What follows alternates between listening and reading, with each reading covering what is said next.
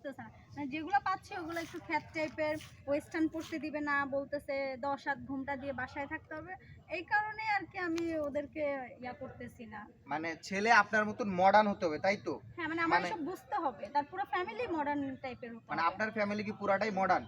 আমার ফ্যামিলি হ্যাঁ, পুরাটাই মডার্ন বললে ভুল হবে। আসলে আমিই মডার্ন। আপনিই মডার্ন। হ্যাঁ। এই যে আপনি যে উল্টাপাল্টা ড্রেস আপ করেন, এই যে একটু ব্যাগটা সরান, না আমি একটু আসলে ব্যাগটা ব্যাঙ্গালোর সরান। এই যে এই সাইডে দেখেন পুরাটা কিন্তু ফাড়া ফাড়া, ঠিক আছে?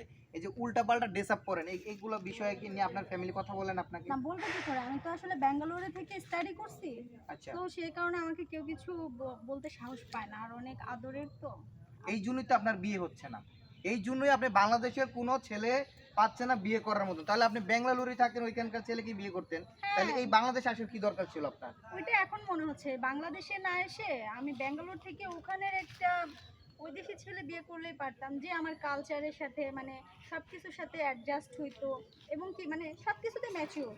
আচ্ছা, আপনি তো বাঙালি, তাই না? হ্যাঁ, আমি বাঙালি। আপনার জন্ম কি বাংলাদেশে হয়েছে নাকি বাংলাদেশে হয়েছে? অফকোর্স বাংলাদেশ। বাংলাদেশে হয়েছে। হুম। তাহলে বাংলাদেশে হয়ে বাংলাদেশের চালচলন আপনার পছন্দ হয় না, আপনার ব্যাঙ্গালোরের চালচলন পছন্দ হয়, এটার কারণটা কি?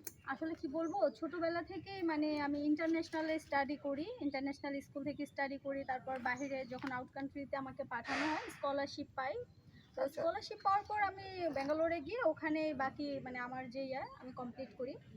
তো কি বলবো, আর এখন সেই ক্ষেত্রে বলতে গেলে বাংলাদেশে ওইরকম কোনো ছেলেই নেই মানে আমার লেভেলে আসতে আপনার পারতেছে আপনার আপনার লেভেলে আসতেছে না, এরকম কোনো ছেলে নেই। আসতেছে না। আচ্ছা, এখন কি যে অনলাইনের মাধ্যমে কি ওরকম আপনার লেভেলের ছেলে খুঁজতে মানে আমাদেরকে ডাকছেন, তাই তো? এখন অবশ্যই, কারণ এই ভিডিওগুলা শুধু তো আমাদের বাংলাদেশে মানে সীমাবদ্ধ থাকে না, এগুলো তো বিভিন্ন কান্ট্রিতে চলে যায়।